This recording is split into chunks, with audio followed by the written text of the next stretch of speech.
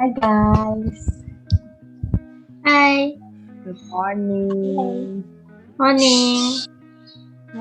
So today we will have a little conversation about the bilingual code switching. So follow us until the end of this vlog with me, Lucia Gretha number 017, and my friend. Adinda Evelyn Pramudita 011. And I, Ruth Bella Puspa 021. So let's start with the definition of the bilingual is, and will be explained by Bella. I'm sure, Bella. Okay, so we start with the definition of bilingual is. Polsky in 1998 defines a bilingual as a person who has some functional ability in the second language.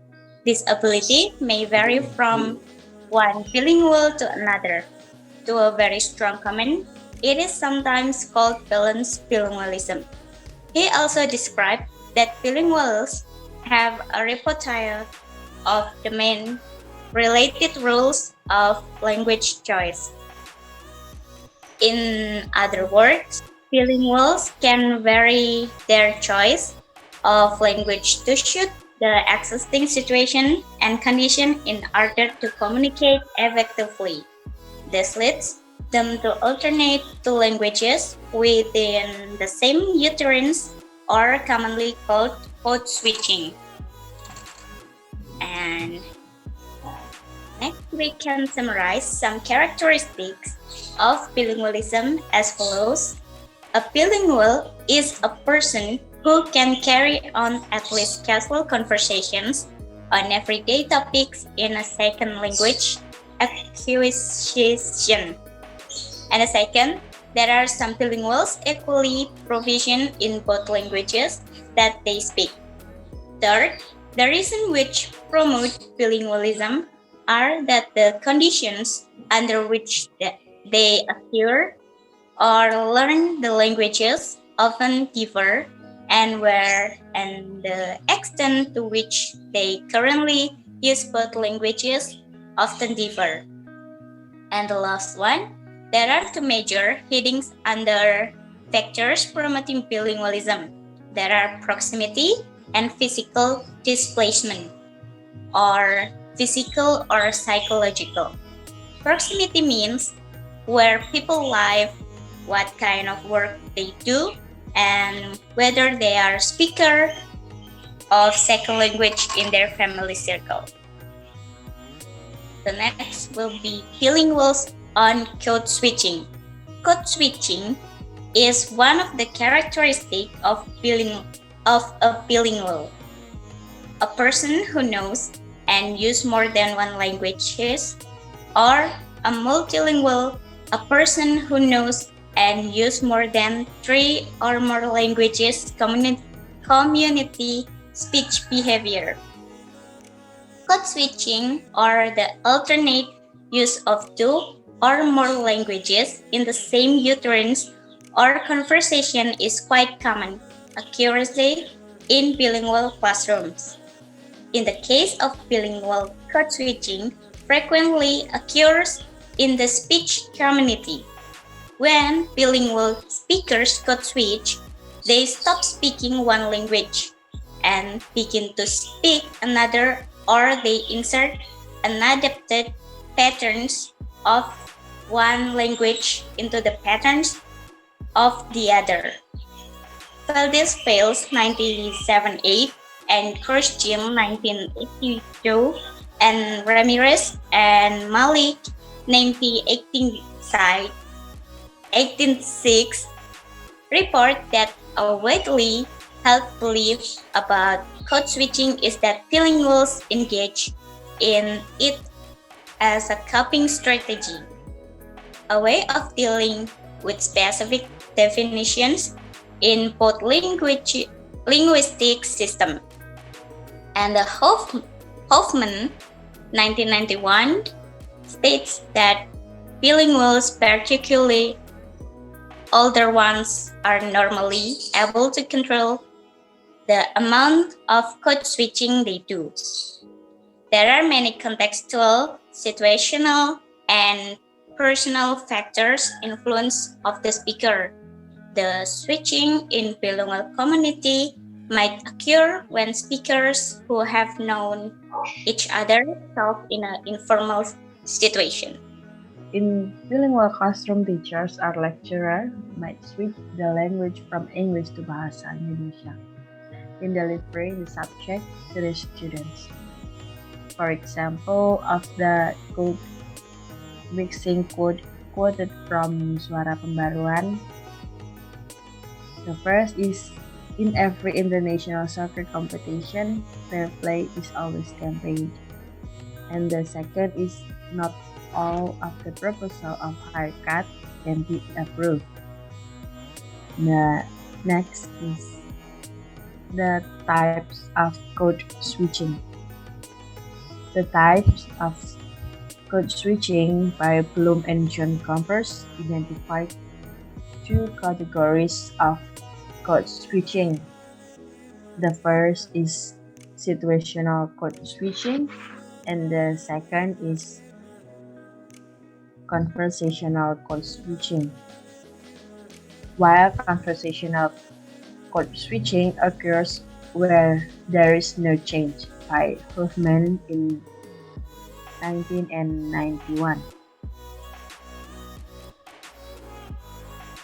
And the Huffman in 1991 shows that there are many types of code switching based on the juncture or the scope of switching where the language takes place as in the following. The first is emblematic switching. Emblematic switching is states or exclamation. In this kind of code switching, text and certain set phrases in one language are inserted into an utterance otherwise in another. The second is intrasential switching. This kind of switching occurs within a clause or sentence boundary. The third is intersentential switching. This kind of code switching occurs at a clause or sentence boundary where each clause or sentence in one language or the other. The fourth is intralexical code mixing. This kind of code mixing, which occurs within a word boundary, such as in shopa, English shop with the Punjabi plural ending, or kunjoy, English with the Swahili prefix ku, meaning by two. And the fifth is establishing continuity with the previous speaker.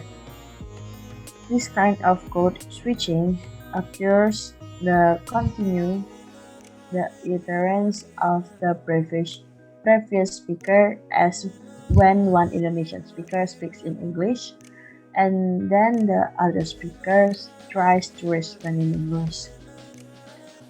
And the last is involving a change of pronunciation. This kind of switching or code mixing occurs at the phonological level, as when Indonesian speaker says in English word but modifies into Indonesian phonological structure. That's all from me, and the rest of this PPT will be explained by Linda. Okay, thank you, Greta. I will explain the next material. It is the reasons of code switching in bilingual classroom. It is to ensure that students with limited and varied English proficiency understand and teaching points while achieving the considerable proficiency. And when the speakers, while speaking on language, wishes to quote directly what someone has said in other language. For example, in the situation of bilingual classroom at university level, the lectures code switching has been identified in both academic and non-academic content. And another reason to code switching within a sentence is when the speakers while speaking on language. Next, speakers also code switch of a phrase or an utterance. Code switching is large, unpredictable, and speakers often impulsively switch language without any conscious choice. In code switching, when language is dominant, it's called metric language. Metric language lies on the basis for the communication. And the reason people switch from their matrix language to embedded language. Next slide, Greta. For the first, it's directive function. It is people switch language to either include or exclude other people from the conversation. And the second is expressive function. It is people include the embedded language in order to express some part of their identity. For example, they want to show their connection to certain country or culture. And the third, referential function. It is someone who is unable to express an idea easily in one language. And the fourth, pathetic function. It is sometimes a speaker switch language or repeat something in both languages in order to emphasize it. 5. Metalinguistic function. It is reporting something in other language or communication on something said in other language. For example, you are speaking in Indonesia, but then you quote a lyric from an English language song without translating it. And the last, phatic function. It is as the speaker says certain words or make jokes in the embedded language for amusement or for some kid or of artistic purpose. And this is the last of the material. Thank you. Well, thank you, Dinda, for your great explanation. And thank you, guys, for our discussion. So, thank you for your attention, guys, and I hope we will meet again soon and we through this pandemic. Goodbye.